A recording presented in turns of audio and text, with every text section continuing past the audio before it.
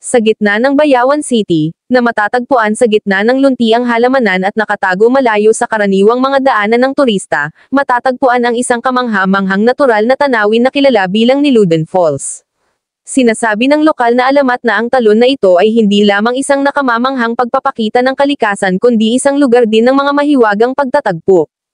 Hayaan niyo ako bahagian kayo ng maikling kwento patungkol sa talon. Nagsimula ang kwento sa isang matandang babae na nagngangalang Lola Annie, na nakatira sa kalapit na nayon. Kilala si Lola Annie sa kanyang kaalaman sa halamang gamot at kakayahan sa pagpapagaling. Madalas siyang gumala-gala sa kagubatan, nag-iipon ng mga halaman at halamang gamot para sa kanyang mga konkoksyon. Isang araw, habang naghahanap ng isang pambihirang halamang gamot, napadpad siya sa Niluden Falls, na noon ay hindi kilala ng mga taga-nayon. Dahil sa sobrang ganda at tahimik na kapaligiran ng falls, naramdaman ni Lola Annie ang kakaibang enerhiya sa hangin, isang nakapapawi, halos pabulong na simoy ng hangin na tila direktang nagsasalita sa kanyang kaluluwa.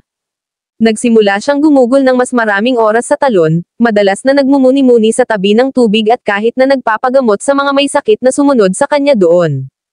Isang partikular na mahiwagang gabi, nang lumubog ang araw sa ilalim ng abot tanaw, naliligo ang talon sa isang gintong kulay, nakakita si Lola Annie ng isang bagay na hindi pangkaraniwan. Isang figure ang lumitaw sa ambon ng dumadaloy na tubig, isang figure na kumikinang na may liwanag na kasing liwanag ng araw mismo. Ang figure ay tahimik at maganda, na may banayad ng ngiti na nagpapalabas ng init at kabaitan. Ang figurang ito, ayon kay Lola Annie, ay ang espiritong tagapag-alaga ng talon ng Niluden. Kinausap siya ng espiritu sa malambing na tinig, na nagpapasalamat sa kanyang pagtrato sa natural na mundo ng may paggalang at sa paggamit ng kanyang mga regalo para tulungan ang iba.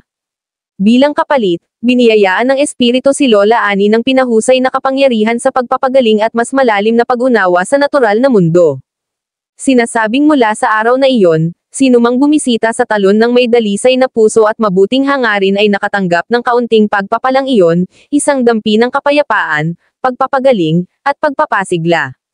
Kumalat ang balita ng engkwentro sa buong rehiyon, na ginawang isang lugar ng peregrinasyon ang Niluden Falls para sa mga naghahanap ng pagpapagaling at aliw.